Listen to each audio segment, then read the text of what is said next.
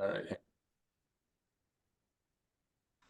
So Scott and I are getting ready for a coaching session here. We just started. It's 11:01 Eastern time.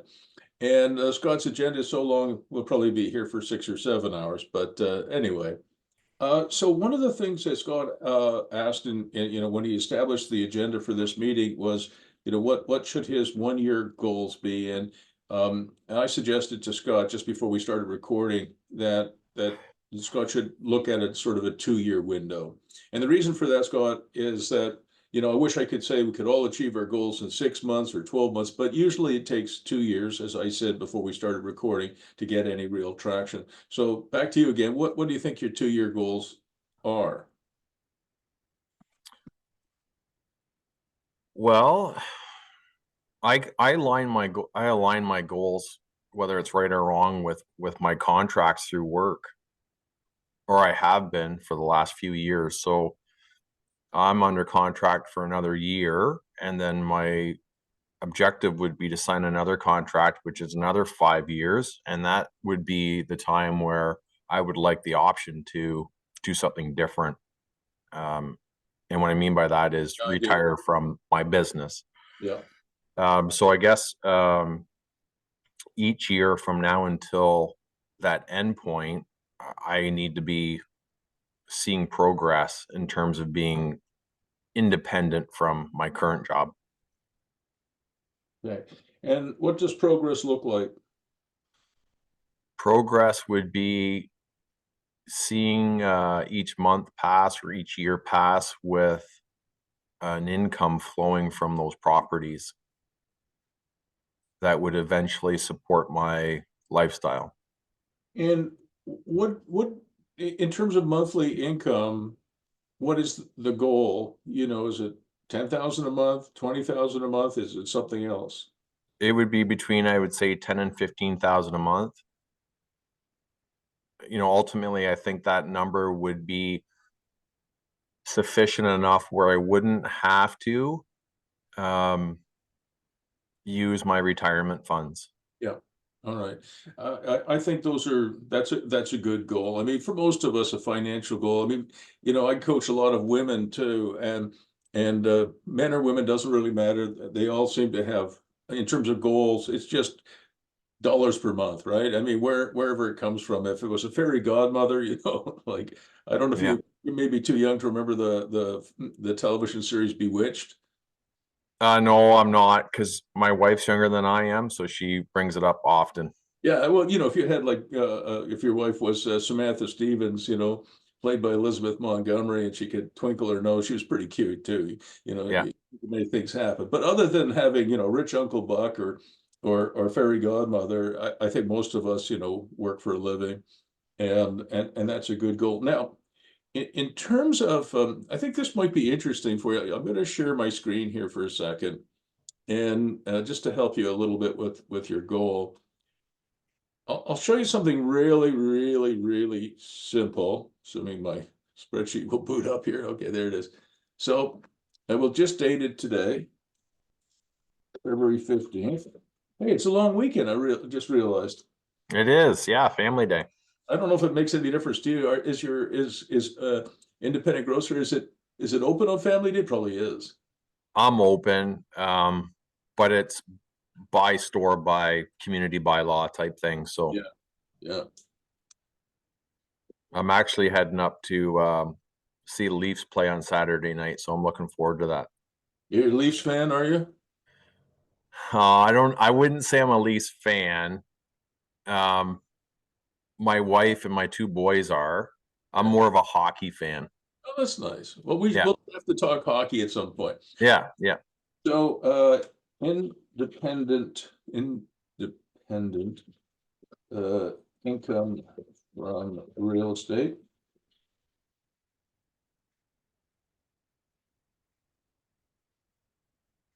Right, so we'll go independent income from real estate.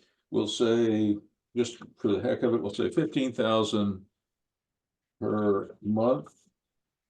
And we'll say within 5 to 7 years, okay? Okay. All right. So that is equal to, and I'll send you this spreadsheet. It's a very simple spreadsheet. That's equal to 180,000 per year, right? And in order for you to put that money in your pocket, it also has to be equal to NOI. You know what NOI stands for, right? Yeah.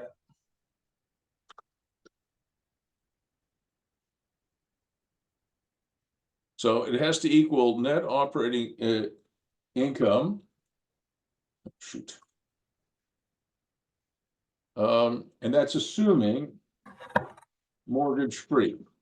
You with me on that? In other words, you pay down your mortgages by that point. Yeah.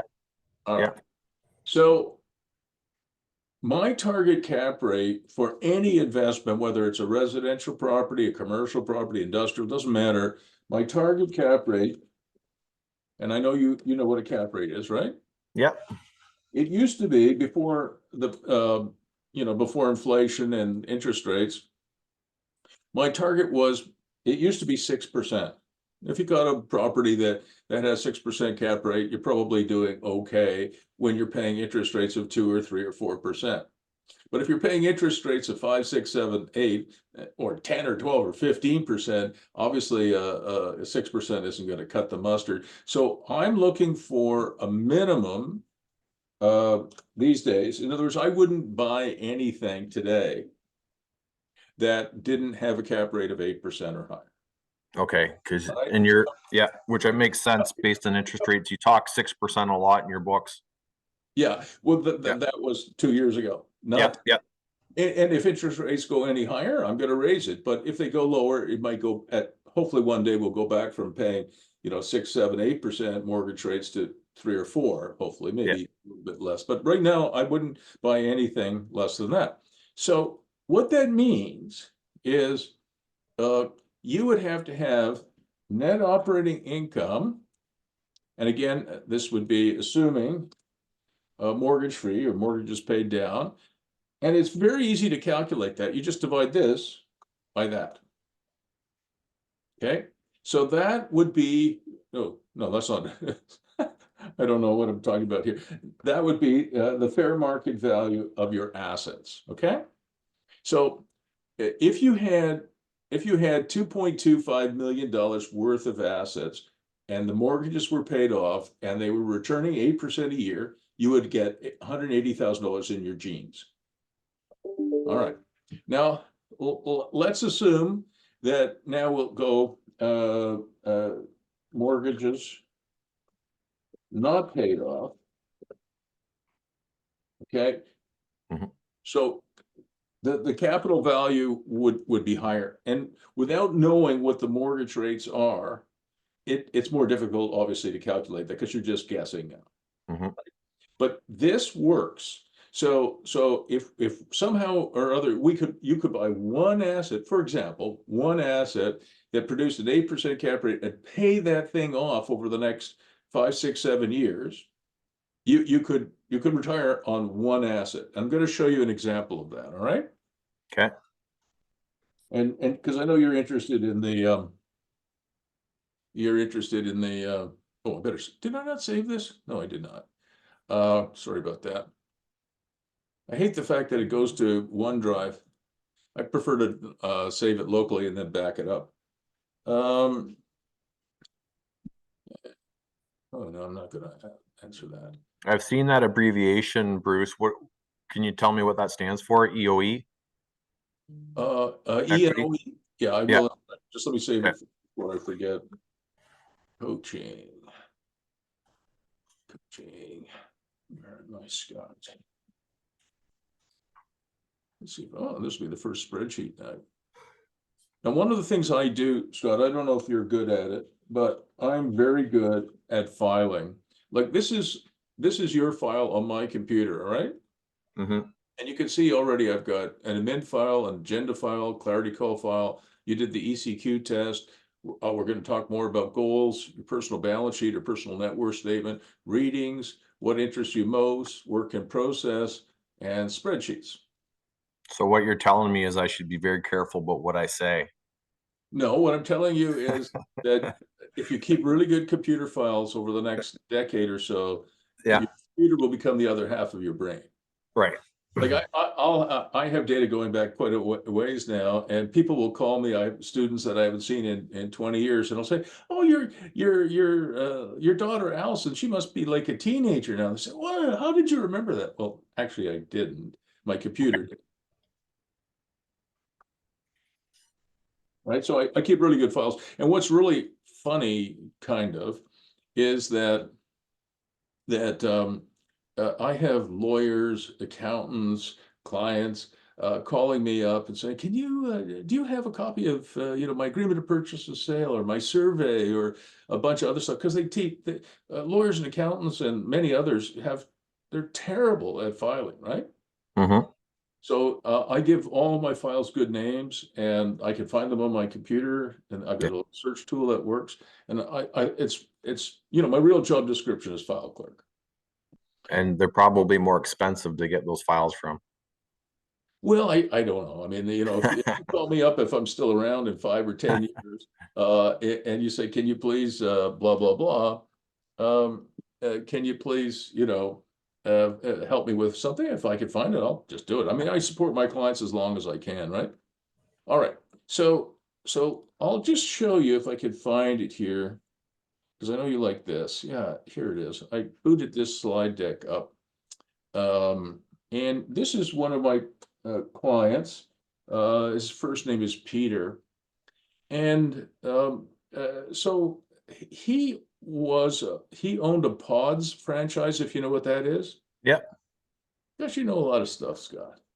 So he owned a Pods franchise, portable on-demand storage, and long before I started coaching with him, he bought the Pods franchise for Ottawa and Halifax. And he was a very good operator, probably a lot like you, probably a little bit younger than you, but not much. And when he bought the franchise, it had a clause in it that he didn't really pay a lot of attention to, never thinking it would actually happen, that at any time, the master franchisor has the right to buy the franchise back. Mm-hmm. So Peter calls me up in a panic one day. Oh my God, Pods, which I think is headquartered in Texas, has decided to revoke my franchise. After Peter had built this thing up for 10 years, Yeah. it was the second most profitable Pods franchise in the world Wow. in Ottawa. Yeah. Ottawa was a pretty small town, relatively speaking. And they had to pay him something for it, but it was ridiculous. But Yeah. anyway, so he calls me up and says, "What do I do next?" And I had a client. His first name was Larry, a wonderful man. He's passed away, unfortunately, at a fairly young age. And Larry was a wonderful man, and he owned a property. I'll show you here. He owned this property. This was kind of a site plan agreement or site plan. It's about 13 acres. Here's the main road, Barnsdale Road. And you come in here, there's a kind of an office and an apartment here. There's a storage building there, and there was room to build a bunch more storage buildings. He only had the office on the corner here. I don't know if you can see my cursor moving around. Yep. He had the office here and the apartment above, and then he had one storage building here, but hadn't built any of the others, right? And so actually I have a picture of Larry. He was kind of like a hippie. Mm-hmm. He had long hair, and he was a wonderful man. He was super, super nice. And he was more interested, frankly, in growing, vegetables and smoking weed than running a business. Which is fine. I mean, I love the guy. He was a client of mine. I helped him buy the site and Yep. develop. But he was a hippie, really. And unfortunately, he passed away. Anyway, make a short story of this, I'll try to. Larry went on holiday to Cuba and fell in love with a Cuban girl. There are lots of pretty girls in Cuba. Yeah. And lo and behold, she gets pregnant, and he wants to bring her to Canada. But unfortunately, Cuba is, well, depending on your viewpoint, is still a communist country. They don't let people out. So he did not want to risk trying to get her out illegally crossing over to Florida. It's very dangerous with a baby. So he came to me and said, I want to sell my mini storage business. I said, Larry, I really don't want you to, you should keep it. He said, well, you're a realtor too, aren't you, Bruce? I said, yeah, but it's your business. You built it and it has great potential, even though maybe Larry was never going to develop it properly. But he said, no, I want to sell it. And so I said, okay. And then Peter, who's an engineer and was a former now Pons franchise owner, I said, Peter, you should buy this. And he did. And I'll show you some more pictures here. So this is Larry built this. Larry was a very good builder. He's an Italian guy, right? They just seem to build good stuff. And Nice. so he had a good sized garage here. He had a really nice office, a full basements for storage, and had a beautiful apartment on the second level. That's where Larry lived, and then the office was here. And then he had this storage building here. You can see on the left. Mm-hmm. And then there's just another picture, wintertime picture of the office and the apartment above. And so Peter bought it for $1.3 million. And I asked Larry, I said, Larry, please don't take $1.3 million with you to Cuba. It is a communist country. You put it in a bank there. And if the powers that be decide they want to take your money, that they'll nationalize your money and you'll have no money. So maybe you take, $250,000 and that's what he did. And he had a nice house too, another house that he owned and I sold. So he had about $2.5 million, but he took about $250,000 US with him to Cuba, but not all of his money. And then he went there and he lived in Cuba with this beautiful young woman and his son. And unfortunately, a year later, he got sick with lung cancer and passed away. It was terrible. He was he was in his 50s and just a beautiful person. Yeah. Anyway, so Peter bought it for $1.3 million, and it only had income at that time of $9,000 a month. That was it. He had a few vehicles parked in the yard, and he had some storage units, and it was a pretty puny business. But within a very, very short period of time, I think it was about 4 years, Peter, who was a very good operator, ran that up to over $60,000 a month. It was incredible. And it's just incredible. And his cap rate, Peter's cap rate on the damn thing is ridiculous. I don't really even like showing cap rates that are, 40% or 50% or maybe even 25% because they just seem ridiculously high. But there's a reason why it was so high. And I'm going to go back here to the site plan. What I wanted Peter to do, and Peter is, to this day, still a coaching client of mine. What I wanted Peter to do was I didn't want him to build any more mini storage buildings. I wanted him to, take the 13 acres and, there was beyond the office building, the house and this thing, the rest was just vacant land. So he cleared it, it's called grubbing, if you know the term grubbing. I don't know. Grubbing is when you clear the land of bush and trees. Okay. So Peter had to grub about 10 acres, take the bush out of the trees out, and then gravel it, compact the gravel, obviously, and then fence it into mini contractor yards. Okay. You know what mini contractor yards are, right? Yes. Yeah. Yeah. So if you were a plumber, electrician, you'd have a yard with some equipment in it, maybe some inventory and sea cans, and it's a very simple business model, but one of the best that I've ever seen. And the nice thing about it is, most cities and towns don't care. There are a few cities and towns that do, but most cities and towns don't care if you just gravel your property and fence it. You don't even need a building permit. All right. And certainly Peter just graveled the damn thing and fenced it and didn't ask for any building permits.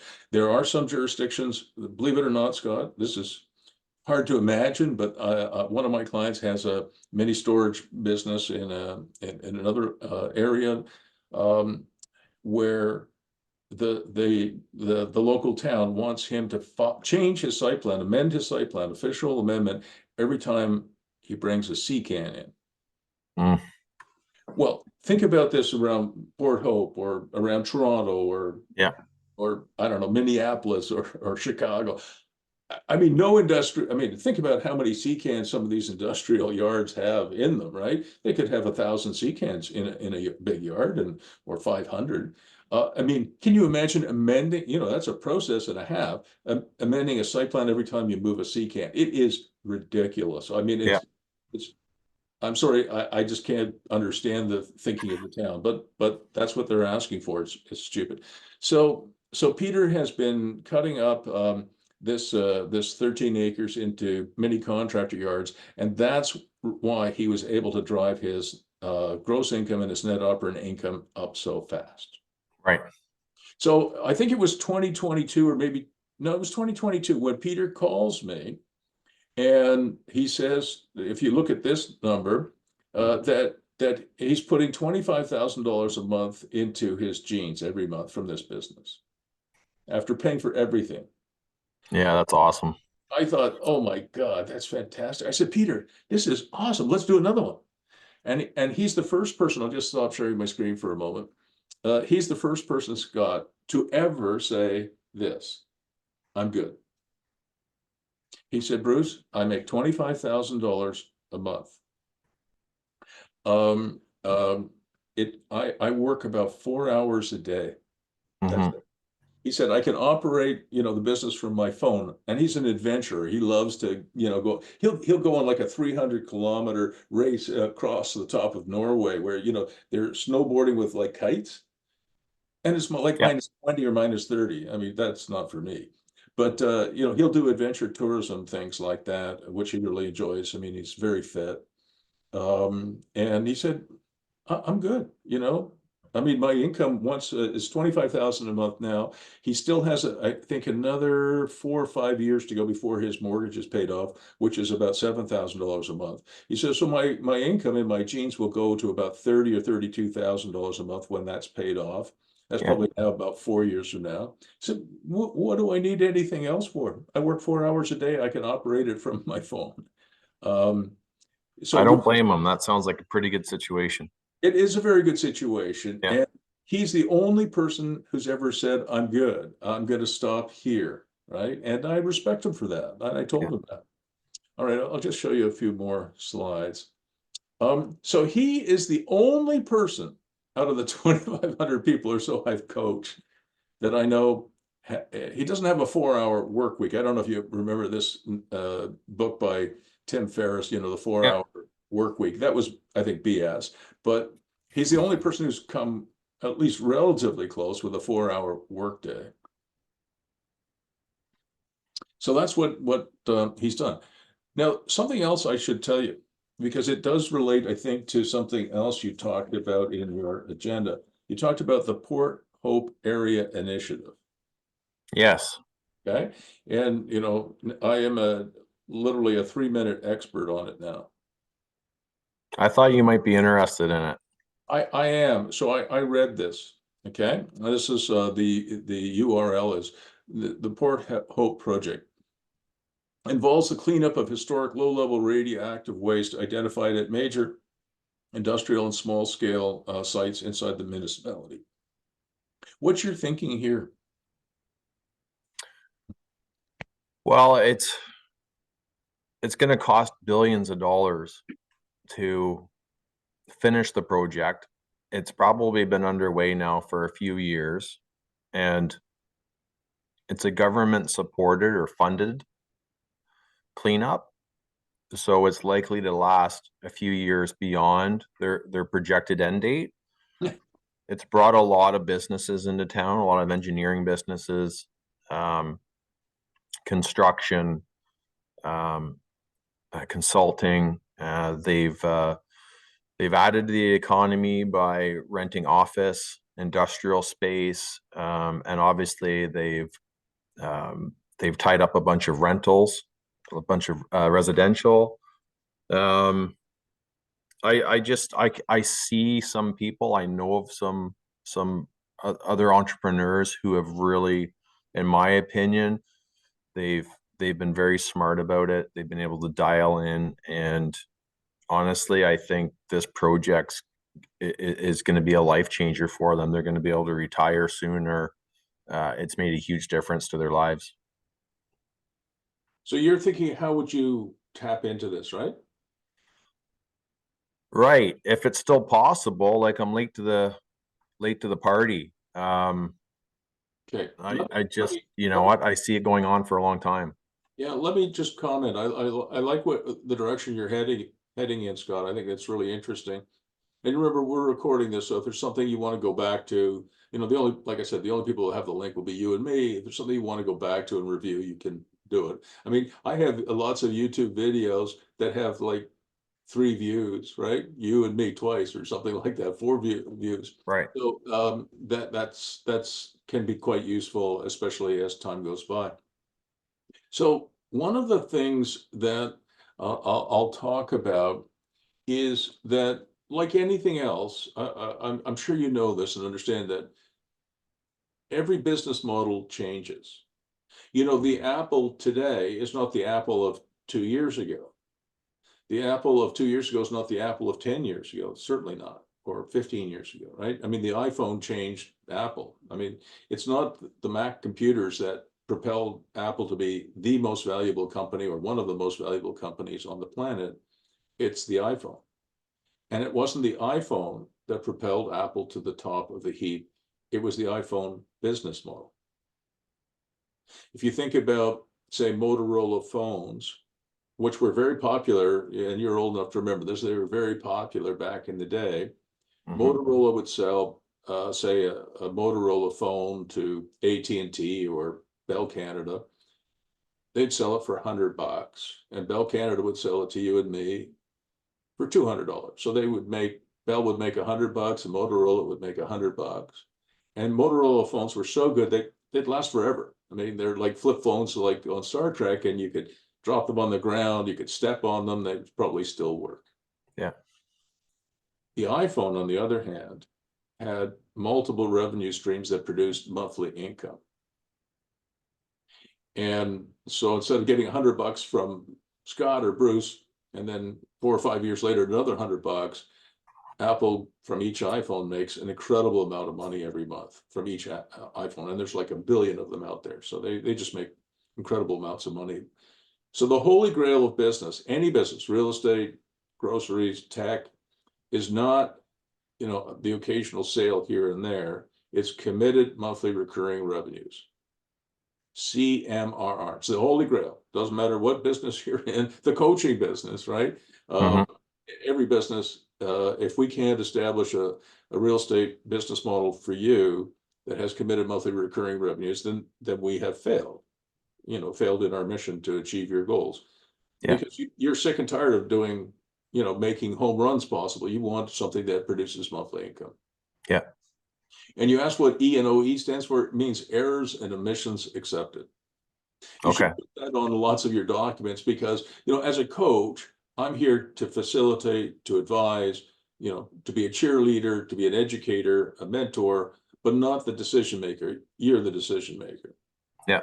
And so if you look at something that I present and say, I'm going to duplicate that, hopefully you will. But, ideas are very useful, but ideas by themselves don't really do much. It's execution that counts.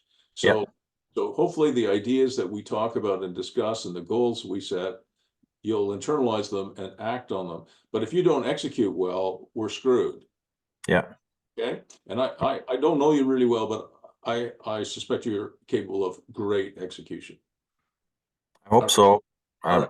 So Loblaw's business is kind of is built on that. It's all that we talk about. that's why I have confidence in you as a coachee, if you will. All right. So no matter what business model you and I sort of concoct for you and your family, okay, no matter what it is, it's going to change.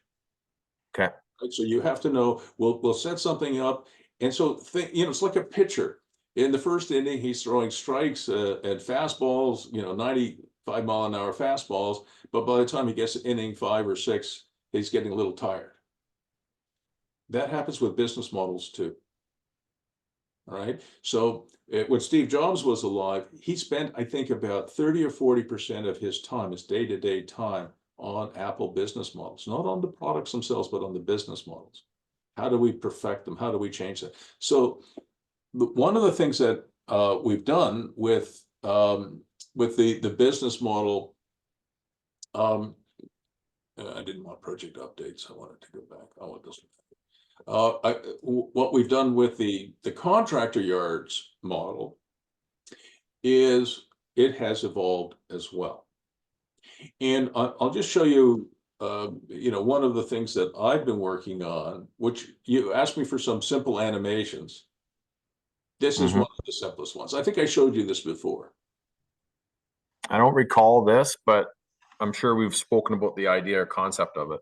I suspect we have, and sometimes I repeat myself, and I apologize. It's up to you. You're younger. You say, well, I remember you talking about this. All right. But sometimes I do repeat myself for a reason. All right. So this is one of the simplest models that you could find anywhere. And I have had a lot of success with it. And I coach people in the States and in Canada who are in this contractor yards business. And the model today is a little bit different. So 5 or 6 or 7 years ago, you'd have a contractor yard. It would be fenced. It would have screening, so privacy screening. So if you have expensive inventory there and equipment, people can't really sort of see it. Mm-hmm. And that was pretty much it.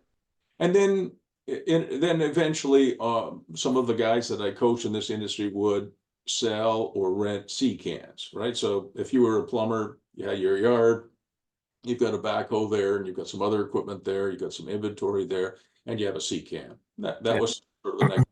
The next step after that, though, was putting these very small workshops in the yard. Right. And that proved to be a huge success. I mean, just people really, really like the idea of having a small workshop. And this is one of my properties. My wife and I own the property. And this is one of the little workshops that I bought. This one I bought from a company called North Country Sheds in Smiths Falls. Yeah. All right. And it's got an overhead door. This is, you can see now we're inside. This is obviously the overhead door. There's a man door there. Got glass in it, which brings in more light. You can see it's right next to a pond. Just more shots of it. Here's the man door and another window. There's the pond. I like ponds. Well, that would be a nice area to have a workshop. It is actually. Yeah. And believe it or not, this workshop here, this little workshop, is very close to a tiny house that we built. This is believe it or not, that is a 192 square foot house. That's small. Yeah, it's pretty small. Yeah. There's just another shot of the workshop, and there you can see there's the workshop in the tiny house, and that's just another shot of it here. You can see the Separate clients. I'll explain in a minute what it is. Okay. Just another shot. I think there's some other things I wanted to show you. So yes, that's a shot of the pond. That's we put in like a little tool shed for the woman who lives there. She's a young woman. I don't know what that is. There's another shot. Okay, the reason I show you that is this young woman, she runs a company called proofcanada.ca. So from that little workshop, she produces these garments for fashion-forward women in the United States and in Canada, mostly the States.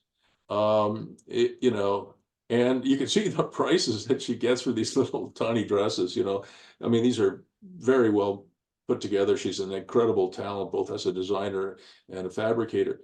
And so she has a side hustle. And so her side hustle is really producing expensive clothing for fashion-forward women, obviously young women in California and Michigan. Those are her two big markets. The reason I show you that model is my wife and I, we don't have a huge portfolio, but we're busy putting workshops into the backyards of our urban property and the rural property, you name it, because there are probably 10 or 15 million people, maybe 20 million people, I don't know, but millions in Canada, States, who have side hustles. Right. And I'll give you the economics of it, all right? Okay. We bought that workshop from North Country Sheds for about $12,300 plus HST. They deliver on and they charge like nothing to deliver, 275 bucks they deliver. They bring it on a lowrider tilt bed. They back it in and they tilt it and they just drop it on a gravel pad, right? They don't even want you to put concrete down because concrete sweats, and it's on wooden runners. And I have some of their sheds, by the way, that are over 40 years old. So I know Right. they'll last. So we paid 12,300, I think, plus HST for it. And as we speak right now, we're insulating it with spray foam insulation. So we added the electrical, then we spray foam it.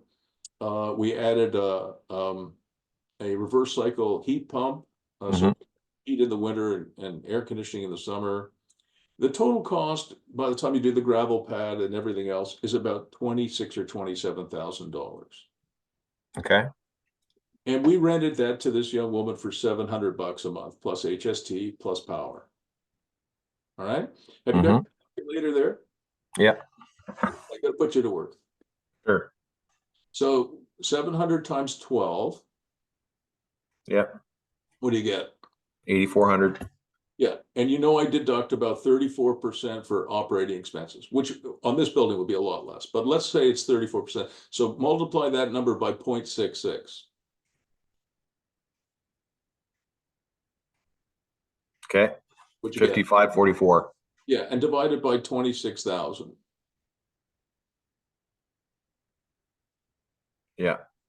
So what's your cap rate? 21.3. Yeah, I think it's about 20%. So, you know, so the target is 8%, but if you can make investments like that that are producing 14, 15%, 18, 20%, you know, the cap rate that Peter's getting on what is now called just the spot at over 40% it's nice, and that does happen, but it's kind of, there's some luck involved there too. Like Yeah, Larry, that's an outlier. you know, Larry met this beautiful young woman, and he didn't know he only had a couple of years left to live, and so he sold it for one that what you can't even, in Ottawa, you can't even, 13 acres of just industrial land with nothing on it, no income, nothing, would cost at least 250,000 an acre. Right. Times 13, it would be like 3 million bucks, and there'd be nothing on it, right? Yeah. Yeah. No site plan, nothing, no house, no office, no storage yard, no yard, no income. So, you know, Larry was obviously highly motivated. Anyway, so there's some luck involved too.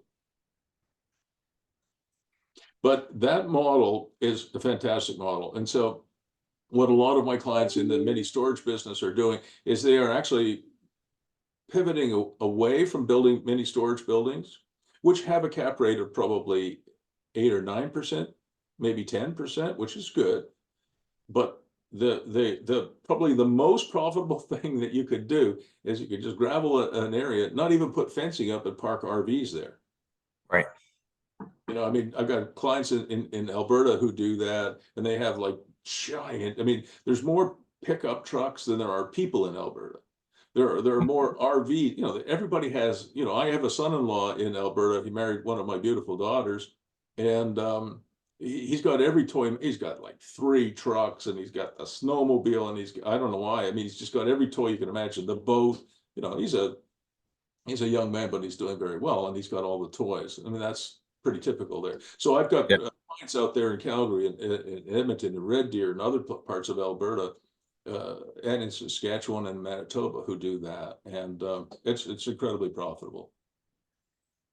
So you wanted to know what some of the ideas are. Some of them are very simple, which means like putting a workshop in your backyard and renting it to one of your tenants who now Yep. has a live condition and a work condition.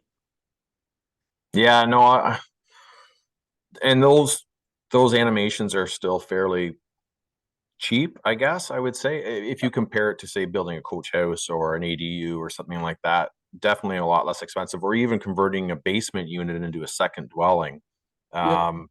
I I just thought it was neat that you were doing things like the tech package and That's cool. um, yeah, it's if you take that expense and you do the cap on it, like it animates all the different opportunities there are to just squeeze a little bit more juice out of it. 100%. Um, yeah, trying to find something else that I wanted to show you as well. Um, yeah. Bruce, can you hear my email coming through on my at the other end? Well, I could look. No. I once in a little while I hear something drop and I'm asking because I don't want it to distract you. No, not at all. No, Okay, no, good. It's no. not that my email's open. It would ding once in a while and I Yeah, thought, yeah, oh shit, I yeah. hope Bruce doesn't hear that. No, not to worry. Okay. It's doing fine. Well, I would just like to come back to um, to what you said. I built a two-bedroom coach house in the backyard of one of our properties. It cost $327,000. Yeah. It was ridiculous. Two bedrooms, that's it. Yeah. And So it was why did you do it? um, well, that particular property, we furnished those units and we put them on Airbnb, but for medium-term rentals only. Okay. And we make about, my wife runs that. So it's not short-term rental, but it is on Airbnb, but it is for medium-term rental being 1 month to say 6 months. Right. And they're furnished. And I'll show you the model in a minute. And my wife makes about $5,500 a month doing that. Multiply that by 12, it's about $66,000 from a two-bedroom apartment. It's crazy. You Yeah. multiply that by 0.66, you get about 40 some $1,000s a year, and you divide that by 327,000, you get a cap rate of about 12 or 13. Okay. So that was okay, but Yeah. you have to know what you're doing. And let me see if I can just find that for you, because I think you'll find the design quite interesting. But I wouldn't do it again. I just wouldn't. I mean, I can spend $26,000 on a friggin' workshop and get like a 20% cap rate, and it's cost me 26 grand. I mean, think about how many $26,000 workshops I could have for $327,000. Yeah. Probably 11. Yeah. Yeah, or maybe 12, I don't know, but a lot. So if you think about how to make, I'm 72, I can't wait. Like an 8% cap rate for somebody who's 72 is too low, Yeah. because there's no time horizon. Who knows? I mean, I could be gone, and I mean, at 72, every day even at your age, every day is a blessing, in my opinion. I mean, I'm thankful for my wife, kids, and my grandchildren. I love, everything about life. Well, not everything, but I love life and what it's blessed me with. And I'm sure you're the same. So I appreciate it. But at 72, your window is much shorter. So Yeah. at your stage, if you bought something with 8%, your coach here isn't going to dump all over you. If you did something that was 12 or 14%, we're going to celebrate. If we could get something that was 18 or 20%, that'll make a huge difference, because then you can realistically retire in 7 years. Right. If you have an 8% return, it's probably going to take you 20 years. If you have a 12 or 14% return, you can probably do it in 7. And if we could do something even better at 18 or 20, we'll get you where you want to go. Do you understand? Absolutely. Yeah. So Because if you hadn't said that to me, I would have probably, based on my portfolio, you could probably make the assumption that I'm a bit of a speculator.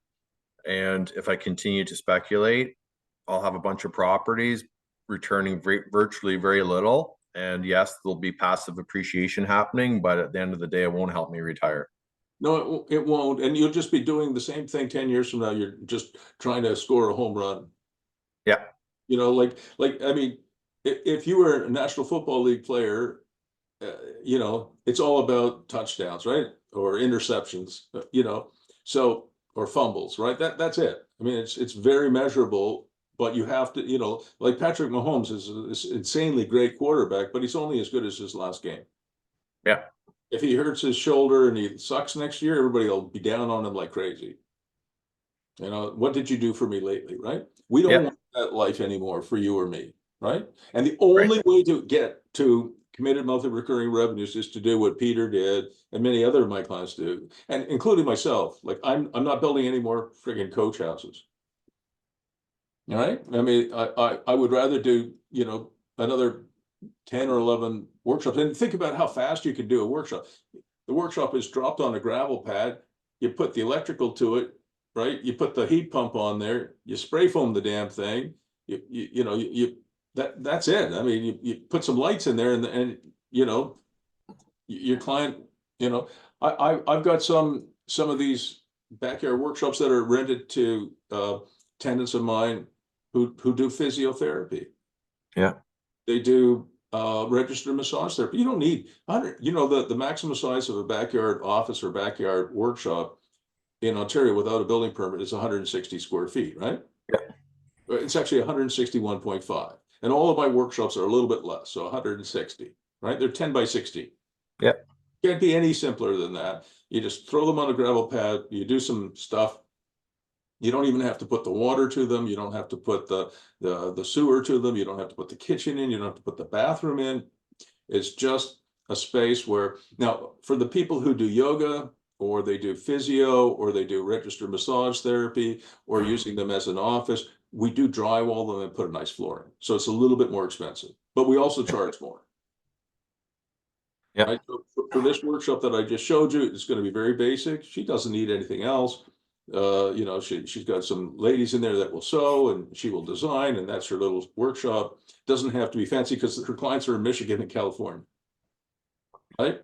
You know, if I was a plumber, you know, just on my own, I'd have a little office in there. I'd have some, you know, a workshop set up in there for myself just to do whatever I needed to do. It's only 160 square feet. But if, like I said, for somebody who's doing physiotherapy, sole practitioner, she or he will want, you know, proper floor, and it has to look pretty. Now you will find, if you are interested in this model, you will find some workshops like, you know what an ATCO trailer is? No. Those are the things you see on construction sites. Oh yeah, yeah. Yeah. I know what you're talking about. Basically a trailer with wheels. I'll show you what they look Yeah. like. Yeah. Yeah, Or a sea can with on wheels. yeah, pretty much. Really, exactly. So, you know, they look like this. That's an ATCO trailer. Yeah. We don't buy any of those. You can buy those super, super cheap, and they can just plop them on in your backyard. And they're a lot cheaper. So I'm spending $26,000 on a workshop. If I put in, you know, if I drywall it and paint it up real nice and put some nice flooring in, it's going to be over $30,000. But instead of charging $700 a month, I'll probably get $850 to $900 plus power. All right, so I get a little bit higher rent. So it probably comes out about the same. And we do have some of those. But the ones that I buy, right? You know, see if I can show you a picture, another picture. Well, maybe not. Well, I just go back to this. They're pretty, right? I mean, Yeah. and so listen, you make up your mind. You know, some of my clients have gone for ugly, but branding is extremely important today, right? I mean, we're this isn't going to cut the mustard. This isn't going to cut the mustard. You Yeah. understand? Oh, absolutely. I mean, I see value and I could see appreciation in the other model. That's just, you know, garbage. Well, it's perfectly okay if you and I were contractors and we were building a high-rise building, Yeah. we'd move some of these ATCO trailers on there because the engineers and the contractors and the trades and sub-trades, they don't need anything else. Yeah. They understand. There's lots of experience here. You know, I work with some guys who have logging camps, welding camps. You know, they work on big pipelines in the States and Canada. Well, we don't put $30,000 pretty bunkies, beautiful bunkies in their work camps because they would be totally destroyed. I mean, the people that are in these work camps, they're great guys in many ways. They're hardworking, they pay their bills, but they're rough. Yeah. So you wouldn't put you'd buy an ATCO trailer, or you buy one of these trailers where in the work camps where if they screw up the inside, okay, you know. Yeah. but you wouldn't do, but for what you and I want to do, no, I would go with, and there's probably around Port Hope, lots of people who do beautiful little bunkies and workshops and stuff like that. There's probably lots of them, but Yeah. pretty is very, very, very important. All right, so now I've lost my train of thought here. All right, so I wanted to show you a couple of other very, very simple models. Just, I want you to think about it because we got to find the right one for you. So the backyard workshop, it's a very simple model. And what you might do, because it's not going to bankrupt you, you might just try one and see how it goes. I wish I could. I don't have a property that I can put one on. Are you sure not one of your residential properties? You could put one in the backyard? Well, that one's a bit tricky because my mother-in-law lives in Oh, okay. No, we don't want to get your mother-in-law mad at you. That would be bad. But I'll just show you a couple other very simple models, all right? And you can, I want you to think about it, and you have to sort of narrow it down. But what I'm saying is that you could find probably a backyard somewhere that you could put Yeah. you could put one of those workshops, and just to gain experience. Now I have to tell you, on the backyard workshop, in most cities and towns, if you have say a duplex or triplex here, or a single family home, and you have a backyard workshop, most cities and towns in Canada and the United States allow what are called home-based businesses. So if somebody's renting an apartment from you or a house from you, and they need a workshop or backyard office, they can rent that, and that's legal. But what has happened a few times now in our portfolio is we have that situation where we have a tenant here and she or he are renting the backyard workshop, and that's good. But then maybe they move on, they need a bigger space and they move out. What happens is, a neighbor 3 doors over or 2 blocks away is looking for a workshop and wants to rent that backyard workshop, but he or she doesn't live on the property, lives further away. So now that no longer meets the test of a home-based business. So I can't coach you on that, Scott, but I can tell you that my wife and I don't care. As long as our tenants, whether it's your mother-in-law or my mother-in-law, or our tenants are okay, and we do check that, we will rent it to somebody who lives in the neighborhood, because I don't care. I'm in the same boat. I would feel the same way. So I don't care. We've done that. We have one young lady who runs a yoga studio. We have a much bigger backyard workshop. yeah, And she lives, she does it for the neighbors, and nobody cares. And the only time that the city would care is if somebody complained. So as long as your tenants are okay, yeah, look, if she can run her yoga studio in the backyard, we're fine with that. Sorry, Bruce. You know what's interesting about trying to source properties with detached garages? Because I know that sometimes people do that when they're searching MLS or whatever. That's right. They're very, and I'm bringing this up because this is me. I'm very tunnel visioned in terms of you're doing that with the sole purpose of thinking about whether or not you can convert that garage into an ADU. Right. Not realizing that your cap would probably be much better, depending on the project, if you simply just converted it into a great working space. Oh my God. I don't know what your IQ is, but it's pretty high, I think.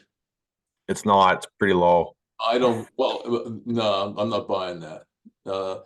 Maybe the IQ test isn't the right one to reference, but let me show you exactly what happened with that. All right. That you just banged that one out of the park.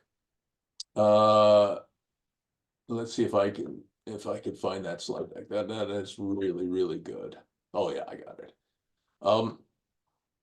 So that is exactly what a couple of my young coaching clients did. This is a really cool property in a small village called Greely. And they purchased this, and I encourage them to do it. This is an old it used to be like the center of the village. It was like an old country store. It's more than 100 years old. And what they did was they converted it to a 4-bedroom apartment upstairs, a 1-bedroom apartment downstairs. And this space over here with the 2 windows became like a little co-working space where they could have like 4 or 5 workstations.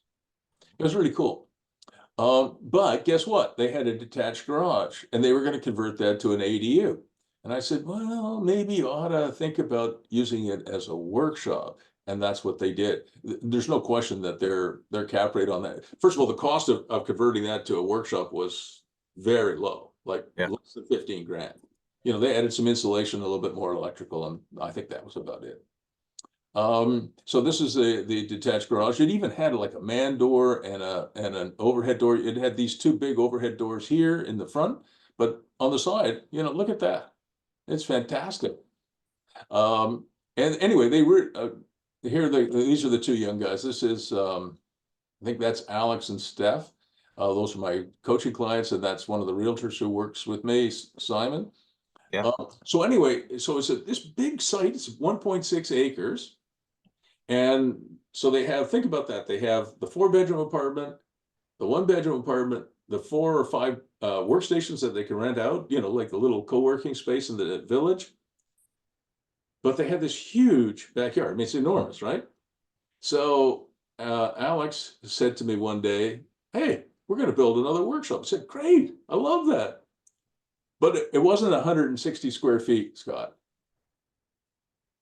It's this. It's humongous. Yeah. Yeah. It's 1,600 square feet. This is Alex showing off. And you can see it has a man door and an overhead door on each end. Yeah. You know why we did that? Depends on the, I don't know. No, I don't. I'm guessing it has something to do with whoever's moving in there. Exactly. So it just meant that we have 1,600 square feet. That's pretty big. Divide it up. We could divide it up. Yeah. Somebody could take 600, you know, somebody could do a 400 square foot yoga studio, and somebody could do 1,200 square foot workshop, right? So anyway, here's you know, so they put in overhead door with lights in it, right? So you can get some daylight in there. Yep. And this is kind of what it looked like just before that it was rented. And they rented actually the whole thing to somebody who does cannabis testing. So they don't grow cannabis in here, but if you were a cannabis grower, it's like a little lab. You could send your cannabis to there and they could test it and tell you, you know, what it does. I don't really know much about cannabis other than maybe some of my kids smoke it. So what would a unit like that cost? It was incredible. Alex is an engineer, and he, you know, if I built it, it would cost more because I would, you know, I pay retail prices for my construction. I'm embarrassed to tell you that. But Alex, he bought this kit. It's a Quonset hut, if you know what that is. Yeah. So he bought this as a kit. He paid $18,000 for the kit. He paid $35,000 for the slab. And then he paid another, I think, $15,000 or $18,000 to erect it, and then some electrical, right? That's it. And you know, so I think he brought it in for like, I think it might be in the slide deck here. Let me see if I can find it. Maybe not, but anyway, he brought it in for under 100 grand. I think it was like mid 80s or high 80s, right? So, and he rents it for $2,500 a month, right? It's incredible. So $2,500 a month times 12, 30 grand times 0.66, and divide that, yeah, by around 87,000. I mean, it's ridiculous cap rate, about 22 or 23%. Right. And you know, and then you know, because I was doing a lot of coaching with them, they decided they really liked the glamping model, and they still had more land.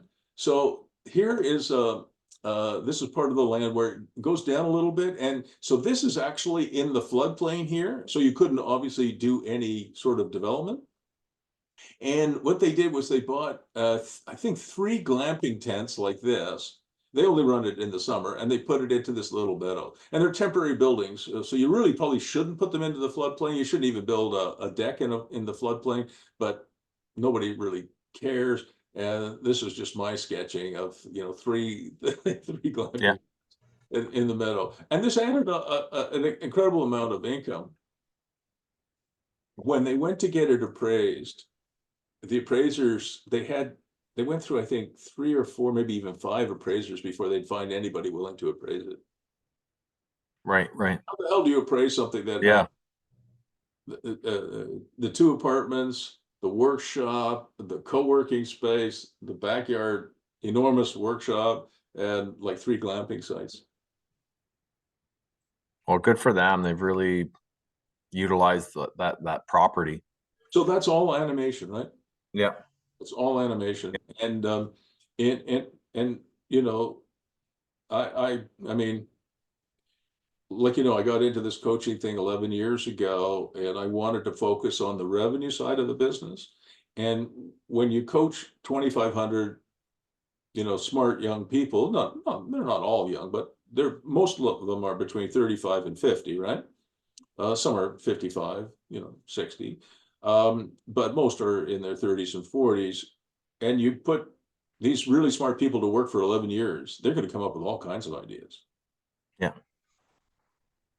So I wanted to show you, and I may have as well, so you'll have to remind me if I've already shown you this, but you talked about, let's see if I can find it.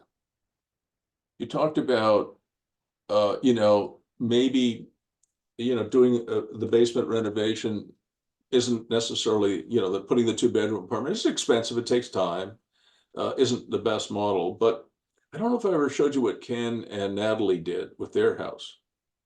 No, he didn't. I don't think so. So this was Ken and Nathalie. They own this place. It's in a small town east of Ottawa. And they were getting ready to retire, and they were in their 50s. And Ken had a small pension, and Nathalie had a small pension, but it didn't amount to very much. And they said, well, is there anything we could do with our principal residence, Bruce? I said, I don't know. But it wasn't too far for me, and I was younger. I went to see them, and these are pictures that I took. And if you look at this balcony here and this glass wall, I'll show you what it looks like on the next slide.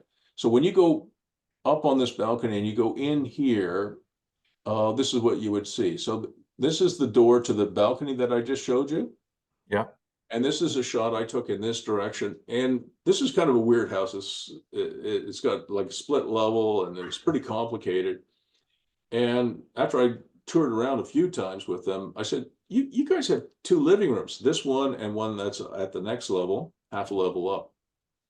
And they said, yeah, we have 2 living rooms. I said, why do you need 2 living rooms? Well, we don't really. This one hardly gets any use. So when you look at the other direction, this is the perfect size for a microsuite. It's about 300 square feet. Mm-hmm. And with 8 feet of drywall, they can separate, fire separated from the house. So I said, this is fantastic. And you can sort of see my shadow. That's me taking the picture. That's Ken next to me. So it already had its own independent ingress and egress.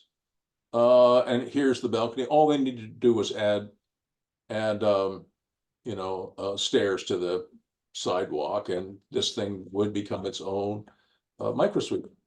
Yeah. And so Ken and Nathalie asked me, how much does it cost to build out these microsuites?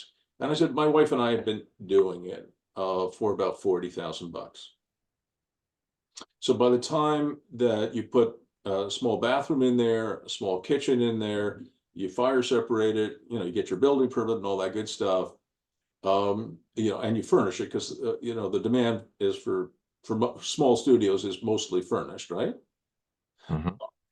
You know, my wife and I spend about $40,000 doing that, and we rent our microsuites out for $1,600 a month. A lot. Well, that's what we get. Yeah. Even in small towns, we're getting that. We have some. Yeah. I think we have 12 in Belleville, and we get $1,600 a month.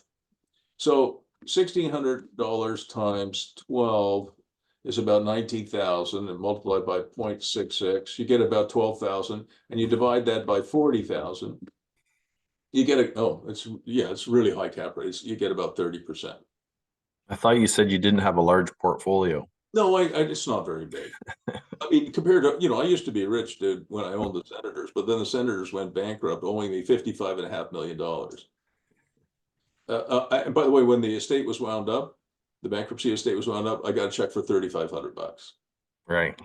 Not very much. So, that's why you and I are talking, right? Because I had to retrain myself.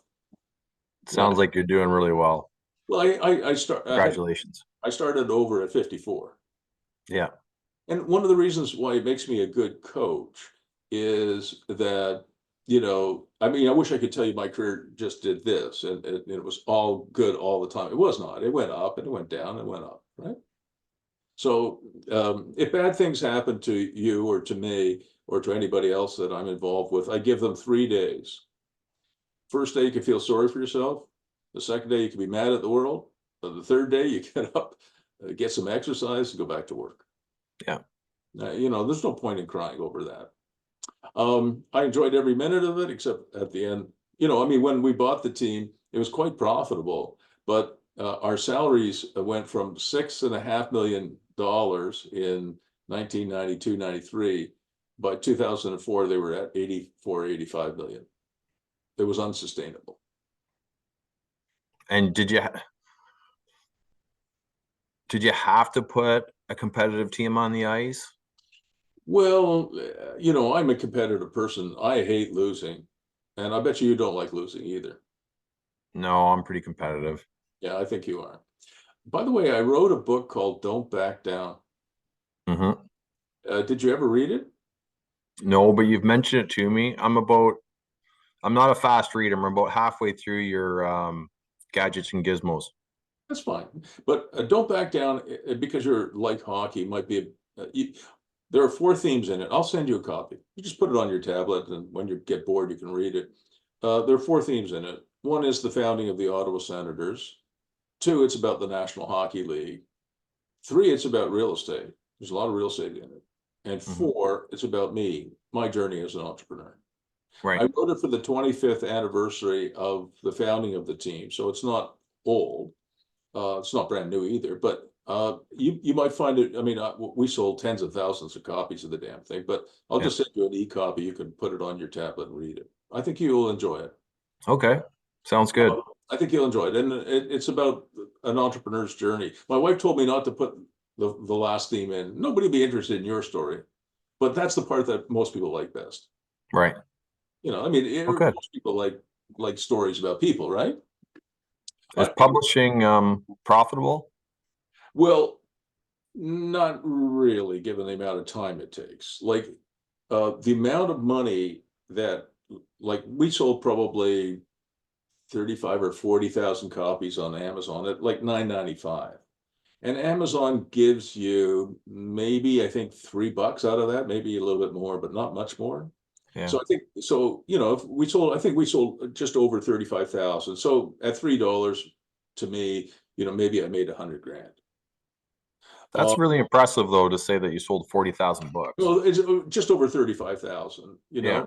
but for the amount of hours it takes, I'm probably working for minimum wage. I mean, it just, I write because I like writing and I'm a good writer, but it's like everything else. Taylor Swift makes a huge amount of money. It's unimaginable how much money, but pretty much everybody else in the entertainment business makes almost nothing. The same thing with the book publishing industry. You've got J.K. Rowling, who wrote Harry Potter. Yeah. She makes an incredible amount of money, but everybody else is like me. They make a little bit of money. Right. So I mean, if you make $100,000 as a writer, that's considered good, but that might be over 3 years. And oh, by the way, just I happen to know the statistics. 2.5 million books are published on Amazon US, just Amazon US, not Australia, Canada, the UK, Amazon US. 2.5 million books are published on Amazon's platform a year, and the average sale, the average person sells fewer than 20 copies. So you spend a year or two writing your great novel, you put it on Amazon, hoping you'll be the next J.K. Rowling, and you sell 20 copies, you know, one to your mom, one to your sister, right? And a few others, and you make $3 a copy or $4 a copy. So you make less than $100 after a year or two of work. So for the huge majority of people in the entertainment business, which I know pretty well, and in the publishing business, music business, you name it, they don't make much money. You know who Aloe Black is? No.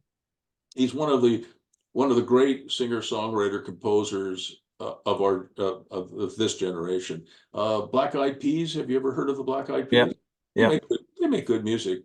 He published the #1 tune, I think in 2014. Like it was the #1 song for the whole year. 160 million spins on Spotify, and a bunch of other places. He wrote an article at the end of that year that he and the other two publishers of the song, the guys who wrote it, got a check from, I think, Spotify for like $10,500 for the #1 song. Yeah. And if Aloe Black, with all his talent, I mean, Black Eyed Peas, you know, they would sell out stadiums. Now they made money from their tours, right? Mm-hmm. You go on tour, you make money from that. But from selling now in the digital era, whether it's a book, you know, music, there's only one entertainer in the whole world who can go into a studio, make an album, release it on Spotify or TikTok or whatever, and make money. And that's Taylor Swift. She's the only person. Whether you're the Black Eyed Peas or you're Usher or anybody else, you have to go perform at the Super Bowl. Yeah. Because otherwise you make no money. And do they even pay them to perform at the Super Bowl? Oh yeah, they pay them. Oh, yeah. Do they? Okay. Usher got paid. Oh, for sure. He wouldn't do it otherwise. Because he can just go and do a stadium tour and make, you know, tens of millions of dollars, which is great. But he cannot just release his stuff. If you had something that had 1 million views on YouTube, YouTube will send you a check for about $10. $10. That's it, eh? About $10, yeah. So I think real estate's a little bit of a better gamble. Right. Than not to be a singer-songwriter on YouTube. It's pathetic. I mean, the digital era brings a lot of benefits to a small number of people, but for the great majority of people, it's been terrible. Right. Just terrible. Yeah. Oh, that's enough of me bitching. But anyway, so the reason I wanted to show you what Ken and Nathalie did with their,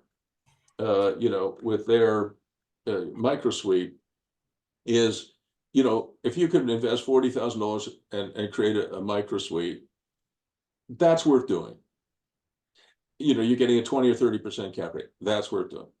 In Ken's case, because he is fairly handy and his youngest son is also very handy, after they built out their microsuite, Ken calls me and says, guess how much we spent on our microsuite? I said, well, I'm guessing 40,000. He said, no, 16 grand. Because he's handy. And so they could do the drywall, the insulation, they could, you know, do a lot of the work. They couldn't do the plumbing or the electrical. They had to contract it out, but everything else they could do, you know, the flooring and, like I said, everything, the painting and all the rest of that. And his wife, Nathalie, furnished the microsuite for $500. My wife will go to, you know, she'll furnish it, but she'll furnish for $8,000. I mean, her furniture, you know, all the cups and dishes and pots and pans and appliances. I mean, my wife will do a beautiful job. But what Nathalie did was she went to an estate sale. And these days, there are lots of estate sales. You know, grandma has passed away. The grandchildren are selling the house. You can go to these estate sales, and grandma has a house full of furniture. It's old, but it's quite nice. It's big. It's lumpy, but it's the whole. So Nathalie went, and for $500, the grandkids told her, take the whole house. We just want to empty it out and sell the damn thing. So for $500, she was able to furnish her apartment. We would have spent $8 grand on that. So I'm not sure where you will fall, but you know, so there. My wife is she is like a true environmentalist, so she'll be going to the Restore, Kijiji, and Perfect. Yeah. Perfect. I really respect that. You know, my wife's a little different, but You know, I'm not even going to tell you what the cap rate is. If you spend $16,000 on your microsuite and you rent it out for between $1,300 and $1,600 a month, I mean, it becomes ridiculous. So there are residential investments that you can make that make sense. And another one that I wanted to show you, and again, I might have shown it to you, but I don't think I did. I just want to show you another one that a young fellow that I've worked with did. Um, this guy's a tech guy, but a lot of tech guys like real estate.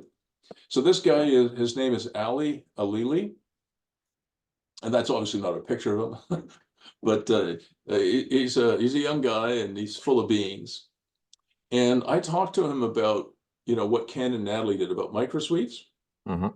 And he, without telling me, he went and did he bought a bungalow and he did a basement renovation. And instead of doing, you know, like a 2 or 3 bedroom apartment, which maybe you or I would have done for $110,000, what he did was he put in 3 microsuites. And that's legal? Yeah, he got a building permit for it. So I'll show you how it works, okay? Wow. Yeah. So there is a separate, so this is the basement. So in the backyard, there's a separate entrance. You come down here. If you turn right, there's a stacked washer and dryer there. If you turn left, you come into a full kitchen here. You turn right, you get into a microsuite, which has its own little micro kitchen in here, its own fridge, a kind of a lunch counter, work area here, a sleeping area here, a lounge area here, and its own bathroom. Hmm. Go back into the public area or the common area, and you go down here. This is the one I like best. It's got its own little cupboard here. It's got a sleeping area here, entertainment area, work area, fridge, little micro kitchen, lunch counter, and its own bathroom. And then you go all the way up here, and you come in. It's the same thing, right? There's the bathroom, the micro suite here. And back when he did this, a 3 bedroom apartment would have rented, probably basement apartment would have rented for about $1,800. Today would be more, but back then it was about 1,800. When he finished these micro suites, he got $1,100 each. So his rent from the basement went from $1,800 to $3,300. That's pretty That's good. pretty impressive. Yeah, I'll be honest with you, the first thing I think about is 3 tenants and more R&M. Because you've got all those mini kitchens and more plumbing and Yeah, definitely. So this thing cost Ali a little bit more than a 3 bedroom apartment, but not much more. He did it for okay. 120 grand. I mean, Okay. he's, you know, again, he's more like Ken and Natalie. If my wife and I did it, it would definitely cost more. But people like yourself and your wife and Ken and Natalie and Ali and his beautiful wife, uh, you know, they're in the trenches making sure that they bring it in on a budget and on time. Right. So if you take $3,300, which is what he gets, you multiply that by 12, it's almost 40 grand. And you multiply that by 0.66, gives you a net operating income of about 26,000. And you divide that by 120,000, which is what he spent. You know, again, it's about a 20% cap rate. So Right. you can do these kinds of things. And what we have found, because now I've got other people doing it, what we have found Hmm. is that microsuites, individual microsuites, are very popular with young professionals. So let's say you and I were young guys together and we have a third roommate, you know, Bill, and we have a 3 bedroom apartment, we're sharing it, three guys are sharing it. With roommates, they tend to fight. You know, who drank the last beer, who ate the last slice of pizza. It's true. Whose turn is Oh, it? I know. I went through it in school. Yeah, me too. Whose turn is it to clean the bathroom? Yeah. But when you have your own little micro suite, um, you you you know, if the bathroom needs cleaning, it's my micro suite. I know who does it. And also, if you or I happen to have, you know, a female companion, there'll be Mhm. women will be a lot, girls will be a lot more comfortable, I think, you know, visiting you or me or Bill. in your own microsuite with your own bathroom than if you're sharing with two other guys, right? Yeah. So this has been a very successful model. It's producing good cap rates. And what's really interesting is you're getting a better tenant who stays longer and there's fewer arguments. The one change I would have made, and I told Ali this, is I would have made this common area like more of an entertainment area where I might have put a mini ping pong table in here and and a TV so that you have a common area that, I mean, why do you need, you ended up with 4 kitchens in the basement, right? Right. The reason Ali told me that he had to put this in is the city of Ottawa required it to have a full kitchen in the basement in order to issue his building permit. So he had to do it because of that. It doesn't make any sense, but that's was a requirement of the building permit. Right. So he did it. But every town and city is different. But we have lots of people in the States and Canada doing this now. And again, you have to negotiate with your planning department, your works department, whatever, to make sure that you can pass muster. But it is a legal use, and lots of places now, California, Ontario, New York State, where else? Idaho, lots of places are suffering from a housing shortage.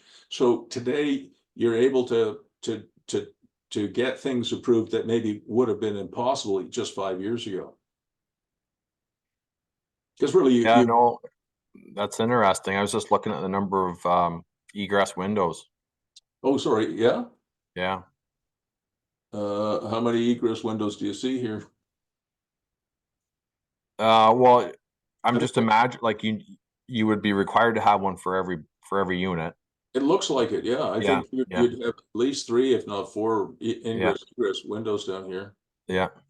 Maybe even No, more. I think like in terms of the tenant itself, yeah. I mean, if I was a young professional, like a model like this would be very appealing. Yeah, but even if you and I were just young fellows again, and even as a student, it's nicer in many ways because, like, you and I both liked girls, and that would be a good thing. I don't know if I have the video tour anymore. There's a Matterport tour here. I don't know if I can. Let me get out of this here. Oops.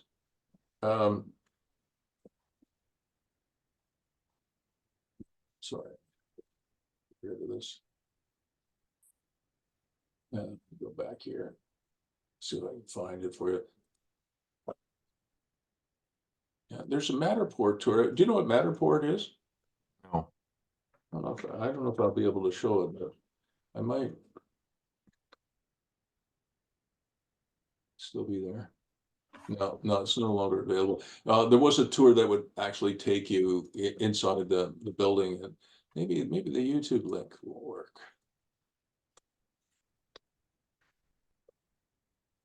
But it's been a very successful model for a lot of the people I coach. And again, we're trying to achieve cap rates that will be minimum of 8, but if we can get to 14 or 18 or 20 or higher, that's fantastic. All right, I think I can share this with you now. See if.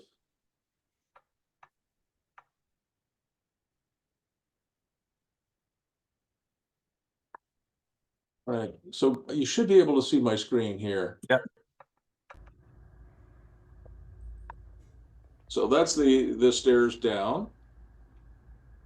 And this was before it was occupied. So now you're coming into the common area. There's the full kitchen, right? Mm-hmm. And then so you go in next. On the right there, he didn't show it, but there's the stacked washer and dryer. Okay.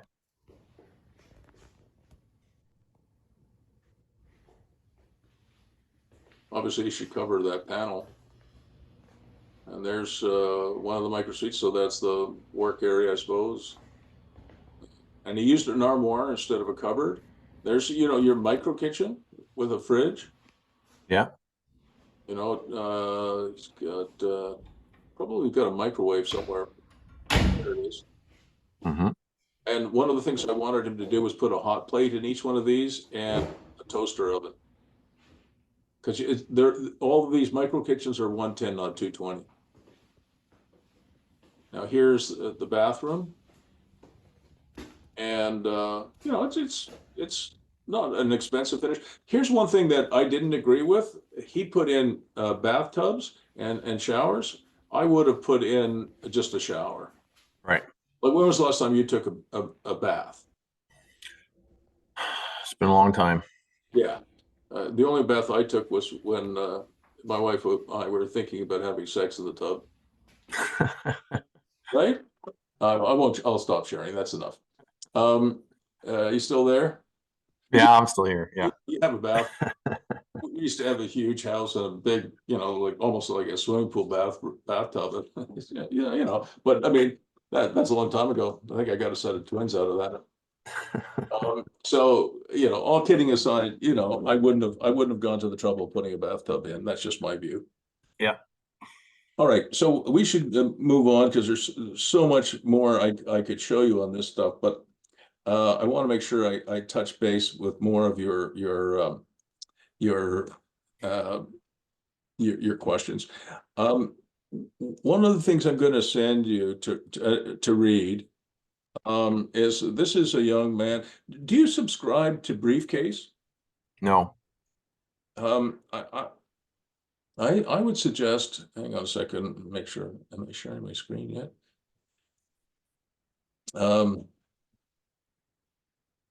Anyway, can you see the my screen?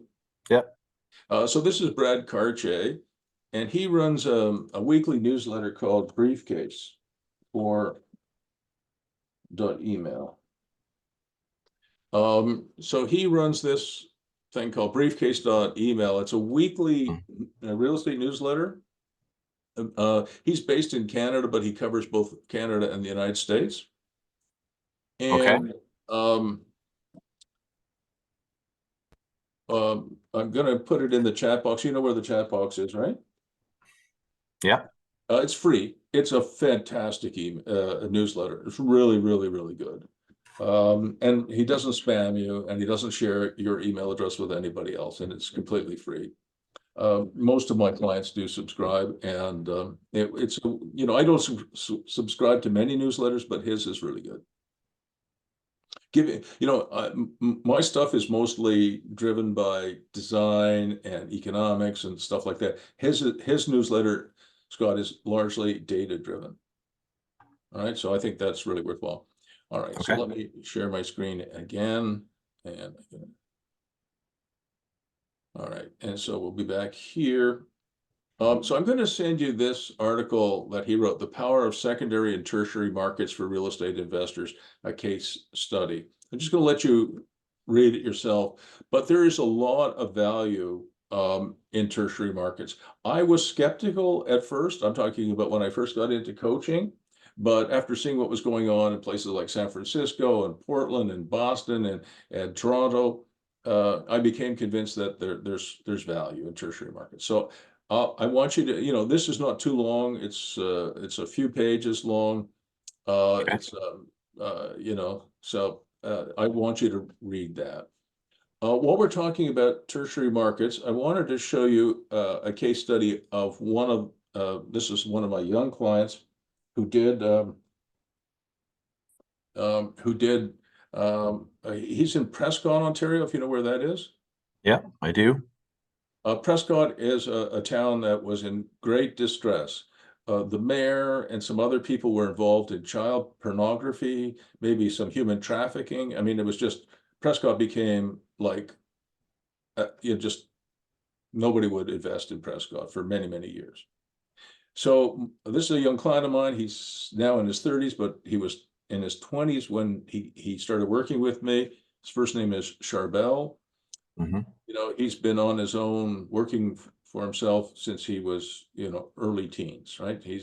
Did not have no rich Uncle Buck ever gave him $1 million to start a business. He had to scrape and scratch his way to the top. He's very successful. And he runs a company called Cash for Trash. So it's a metal recycling business. So if you have a clunker of a car, he'll come and pick it up and pay you $300 and take it away, or you can drive it in and he'll give you a few bucks for it, right? Okay. But he'll recycle any kind of metal really. And he's very successful, but he likes real estate. So I talked to him about something called Main Street Makeover. It's a model that he likes. And so he bought this structure in Prescott on the main street, I guess on King Street. And it had commercial use at grade, which was vacant for years. And it had, I can't remember, 2 or 3 apartments upstairs that needed some tender loving care.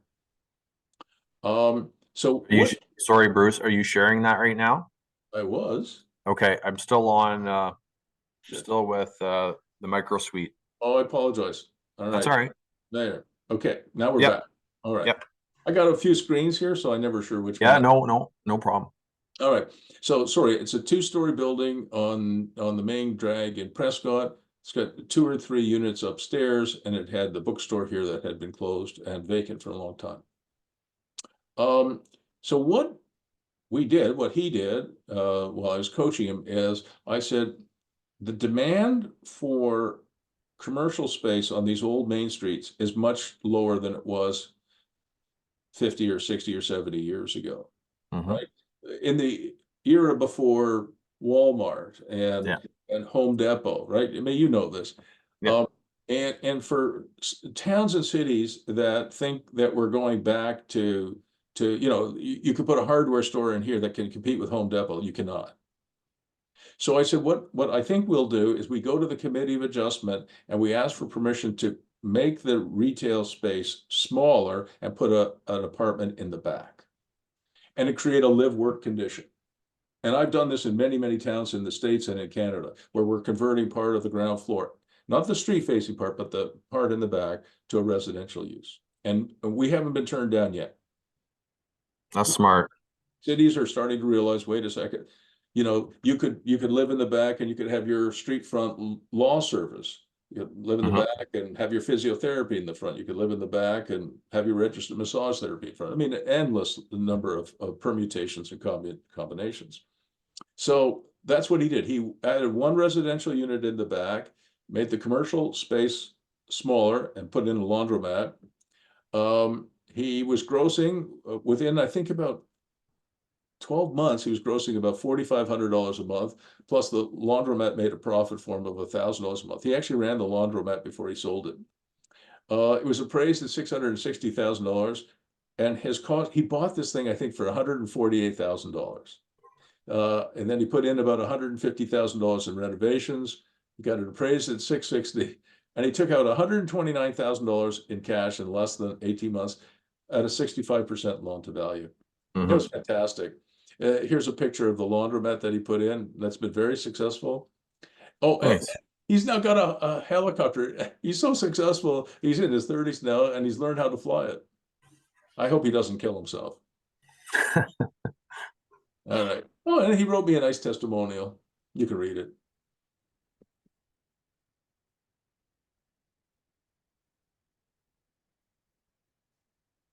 Yeah, I feel the same way. I wish I'd met you earlier too.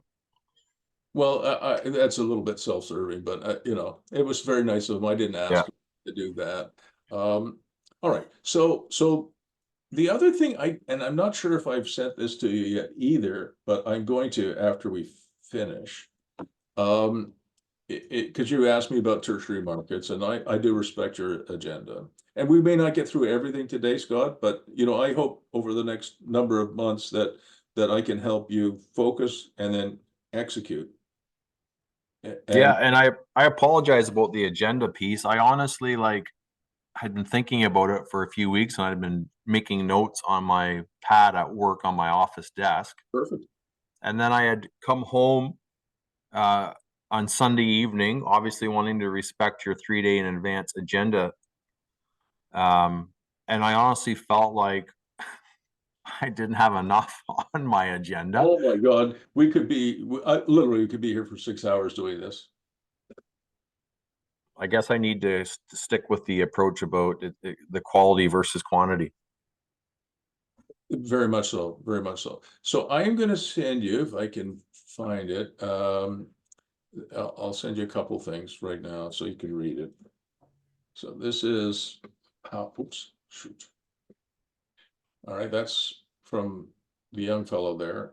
Rid of that.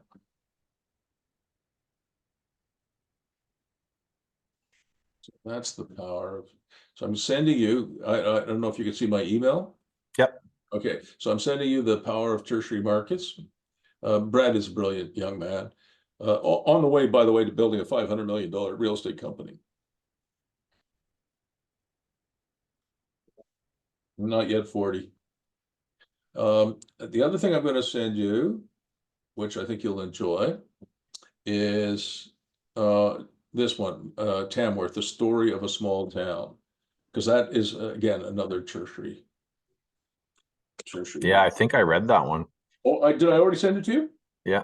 Yeah, well, I don't have to send it to you then. That's good. I can read it again if you want. No, I'll send it to you just in case, but hopefully you have it. You know, I want you to keep all these files, so. Yeah. Okay, I gotta reboot that then. And I had one more thing I wanted to send you. There's Tamworth.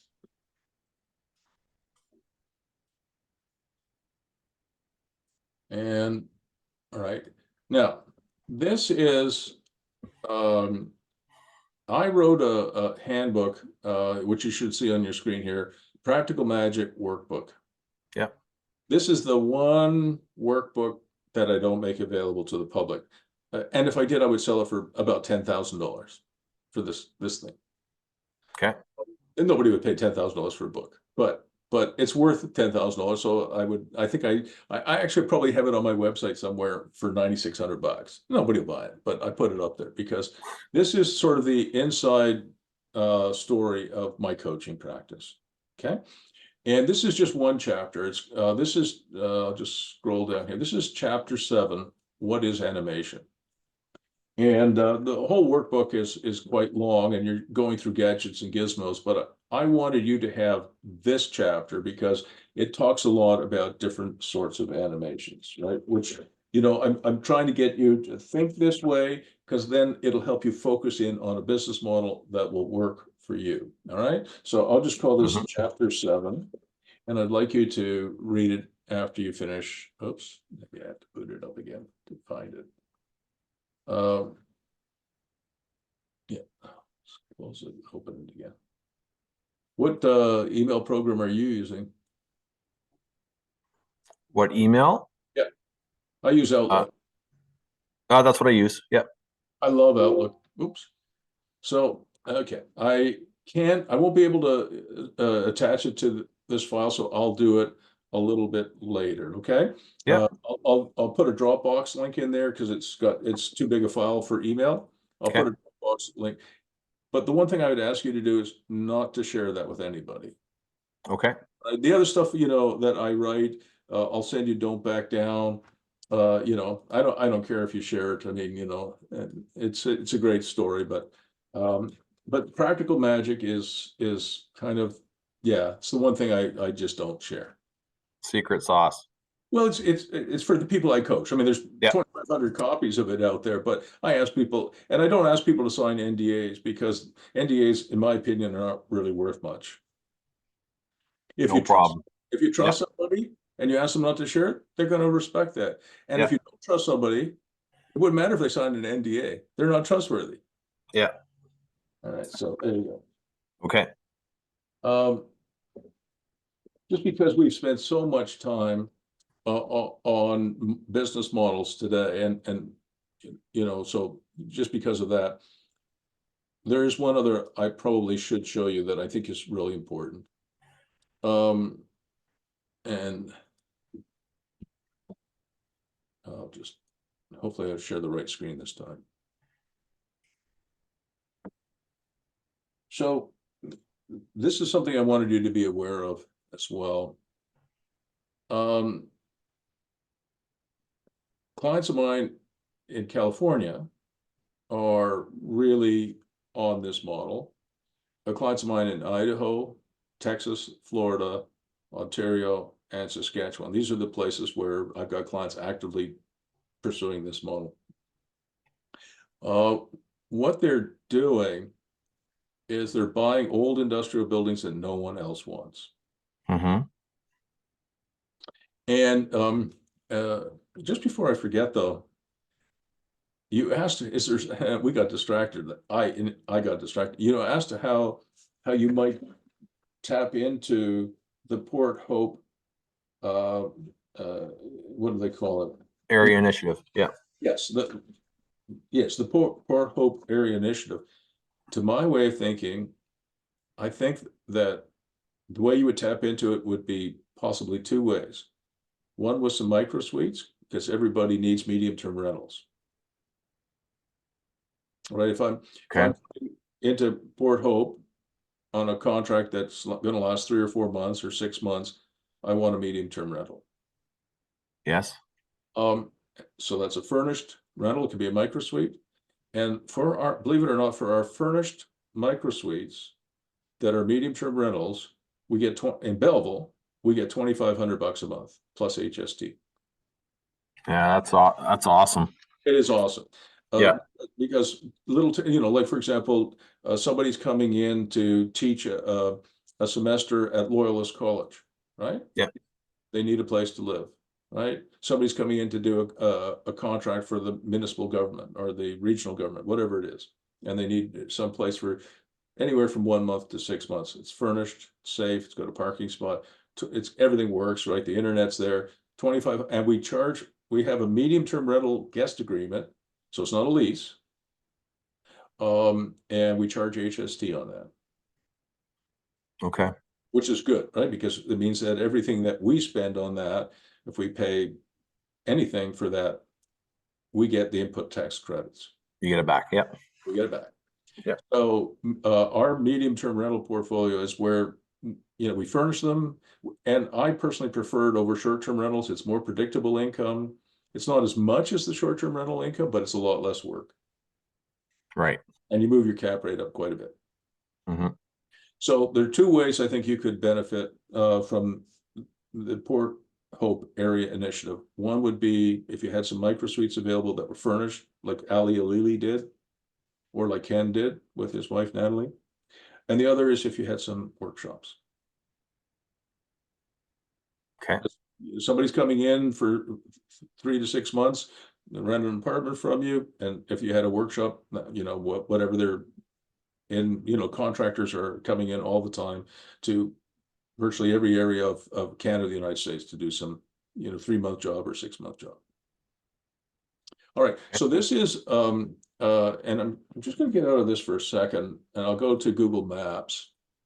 So this is, you'll see it's a rural area, part of Ottawa. I'll just go to the Street View so you can see that. So you can see this is a gravel road. Here is the old warehouse, and you can see the coverall building here, right? Yeah. And it even has my for lease sign. That's, yeah, you can see there's my name, Bruce Firestone. Yeah. Oh, it's on Google Maps. Hey, I'm famous. So just take a different view of it here. So here, this is about an 18,000 square foot warehouse, and it has one coverall building, which is quite large here in front, and then it has a second in the back. And you can just sort of see here, a little bit here, if you look carefully, there's an old farmhouse back there. Now we're going to look around. You'll notice that this is in the middle of nowhere. Like, you don't see anything around there, right? There's nothing. It's just the middle of nowhere. So this building here this property is about 2 acres, and it was owned by a company called Modern Niagara, which is a big HVAC company. And it's an 18,000 square foot warehouse, and that's where Modern Niagara started their business a long time ago now. And of course, they're now a $300 or $400 million a year company, and they've moved into a giant new building. This was for sale. this is going back now 6 or 7 years. So it was for sale for $990,000. So it's 2 acres, 18,000 square foot warehouse, an old farmhouse, and 2 coverall buildings. So it's quite a nice site. And I had 3 young clients who I said, you guys ought to buy this, Chris and Warren and one other. And they said, oh, we can't afford 990,000. I said, well, just because they're asking 990, you don't have to pay 990. So what do you think we should offer? I said, let's go and offer 250 grand. They said, well, but what would we do with it, right? Like, it's just sitting there empty. And the reason that it was empty is it has a 10-foot ceiling height. And industrial companies these days want a minimum of 22 feet, preferably 28 to 30. And people like Amazon want a 60-foot ceiling, right? Wayfair wants 60 feet if they can get it. And they don't want any columns. They want it column free. Now this thing has columns everywhere, and it has 10 foot, or no, it's actually 11-foot 2 ceiling height, but still very, very poor. And I said, this was at the very beginning of the workshop model. I said, I have an idea. If you buy this, we'll divide it up into small workshops, as small as maybe 400 square feet and 1,000 square feet, whatever. I think we'll do fine. Because even though it's in the middle of nowhere, it's only about 12 minutes to Kanata and about 15 minutes to Barrhaven, which Kanata is in the west end of Ottawa, has about 150,000 people, in Barrhaven is probably about the same. And I think there's demand for workshops because there's lots of gigpreneurs. And when the pandemic hit, the number of people with gigs went way up. Side hustles were very, very strong 7 years ago or 8 years ago. They're even stronger today. So anyway, we drew up an offer, and I took it to the president of Modern Niagara. I showed him the offer, and he just about threw me out of his office. He said, this is solid. We're asking $1 million. You offer 250, get out of here. I said, you know, it's been for sale. At that time, it had been for sale for 400 days. Yeah. That's a long time on the market. Nobody else wanted it because it's substandard industrial space. So I told Warren and Chris that it wasn't accepted, and they were disappointed. But I said, look, let's see what happens. So that was, I think, in October, and I went back in January to see the president of the company. He said, you again? And I said, yes. I said, you ought to get this off your books. You know, it's ridiculous. It still hasn't sold. You're paying the property taxes and maintaining the damn thing. You should just sell it. And he said, well, we want to sell it, but your offer is ridiculous. I said, well, I brought it back. And eventually, after an hour of joking around with him, he signed it. So they At 250. 250. I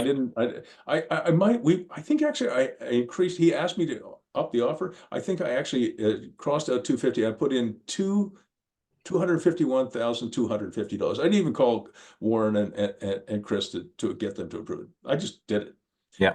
You know, and so I brought back the offer. I said, you're signing this. And they did. So I'll go back to the slide. It was pretty funny, actually.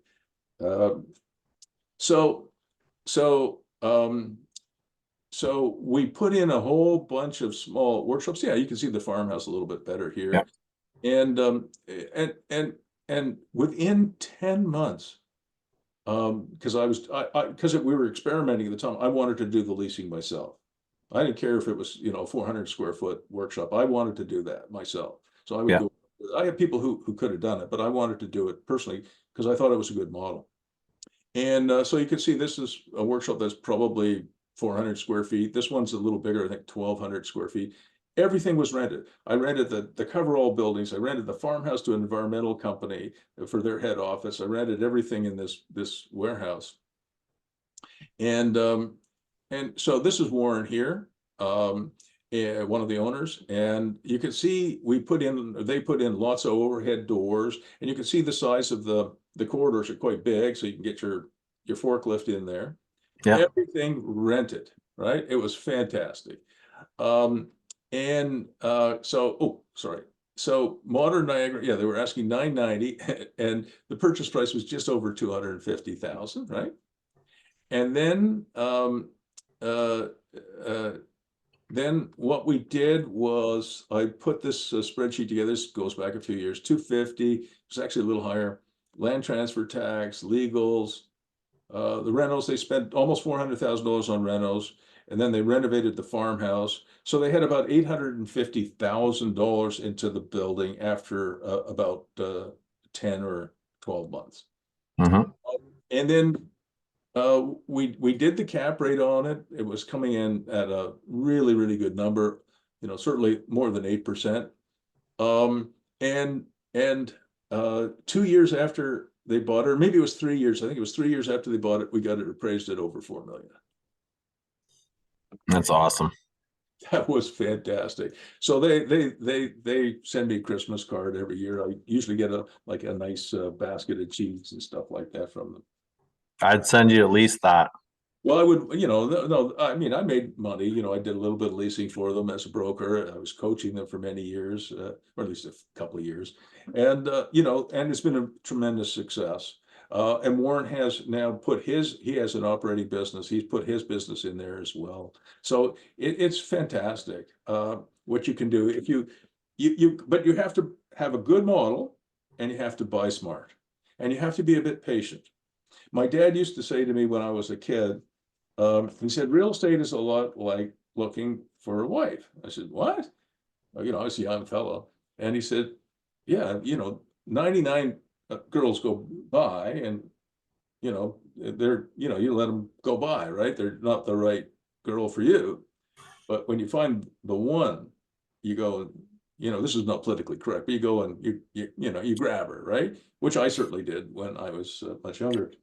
And hopefully you did too. And I've been married for 39 years, and I really love my wife. So real estate's a little bit like that too. Some of my clients get impatient, and they want to buy the first thing that they see on MLS, or they'll check MLS for 5 minutes, and they say, oh, that I can't find anything. Well, that's ridiculous. I get mad. Yeah. Right. So my wife is a bioscience researcher. I don't have the patience for it, but when we want to buy something, she's the one who does all the research, and she will look on LoopNet, she'll look on Crexy, she'll look on Kijiji, she'll look on Craigslist, she'll look on MLS, Realtor.com, Realtor.ca, depending where it is, and she's relentless. And she put in hours, days, weeks of work until she finds the right thing to buy. So it's not a 5-minute exercise. No, I go both ways. You know what, I think I'm spoiled sometimes by having cash on hand, because when you have cash on hand, sometimes you don't make the right decisions. You're very impulsive. But at the same time, I mean, I check those sites almost religiously, like daily. And it does take me sometimes a while to kind of pull the trigger. Sometimes I think I just like collecting properties. Yeah, of course. But what we want to do is we want to collect the next one that will produce, really good returns for you. Yeah. And as your coach, I want to hear from you. Incorporate me in your thinking. You can send me emails. I expect to hear from you like a formal mid-month report, right? This is what I've been doing the last couple of weeks, every 2 weeks. Okay. I want a mid-month report from you. But if there's something that has come up and you want my input on it, just email me. Okay. All right, because I want to hear from you. And we're ambitious. You're ambitious. We want to make sure that we make good use of our time together. And you've got to integrate me. So if you buy something and you don't run it past me first, then what's the point of having a coach, right? Yeah. So Yeah. I mean, you're the decision maker, but I definitely can, I think, help. Okay. All right. Last thing we should do before we quit for the day is we should look at your personal net worth. Yeah. I really think this is a very important document. Your personal balance sheet.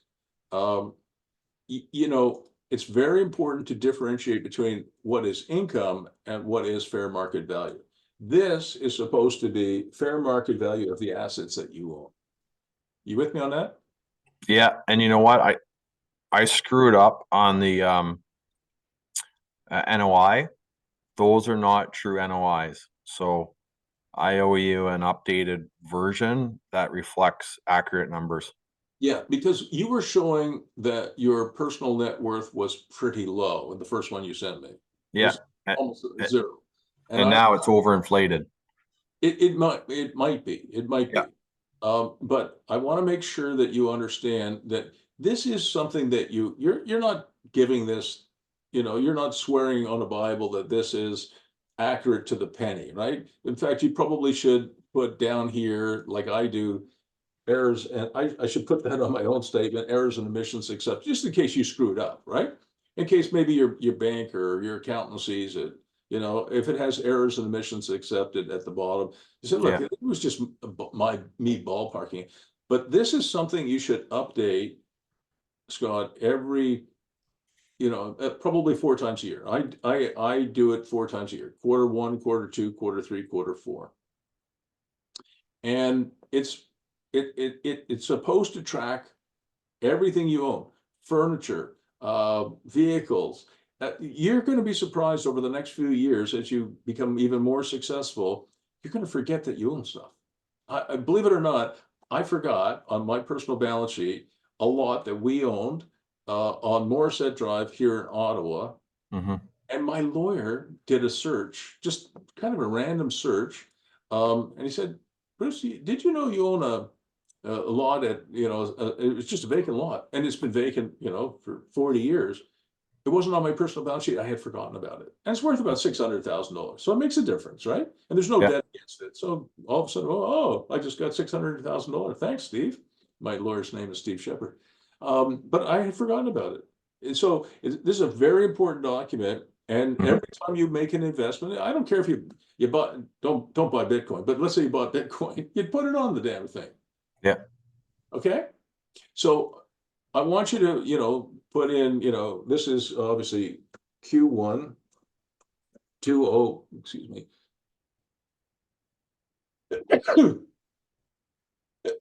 Sorry. So this is Q1, and you would, and you version it, right? So you update it, and then next quarter, you just put Q2 2024. It's because if you don't track something, which is basically this number, right? If you don't track something, if you don't measure it, it's hard to know if you're making any progress. Yeah. All right. So I'd like Yeah. you to work on that a little bit more. Sure. Okay. I think that's it for the day. Okay.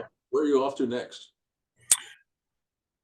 Well, I'll give you a quick recap. So I was off to the gym early this morning, which I normally go to the Y over in Coburg, and got home at about 7. Both of my boys skated in Baltimore for an hour, Wow. and then I ran home, ran them off school, ran into work just to make sure the 4 walls were up. Ran home to make sure I had privacy at home to do our call, and now I'm going to head upstairs, get myself together, and go back to work. Well, I'm going to put this recording on YouTube for us. Yeah. And I really enjoyed today. And coaching will get even more valuable as we get to know each other better. And it'll go like this. All right. Sounds good. I'll see you soon. Okay. Take care, Bruce. You too.